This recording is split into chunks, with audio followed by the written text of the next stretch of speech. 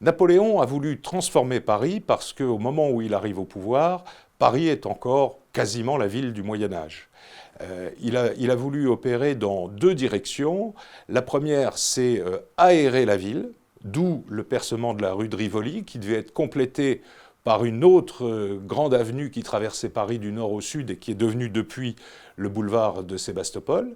Et puis deuxième objectif, c'était un objectif de santé publique.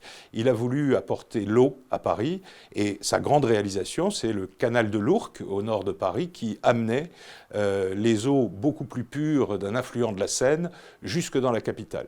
Mais il a aussi marqué Paris évidemment par la création de monuments, mais aussi par la création des premiers grands quais sur la Seine. À l'époque, il n'y avait pas encore de quais.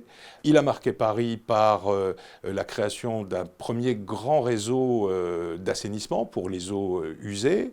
Et puis surtout, il a modernisé Paris par une modernisation de la législation urbaine de Paris. Interdiction, par exemple, des industries polluantes, tout à fait étonnant, c'est un texte de 1810.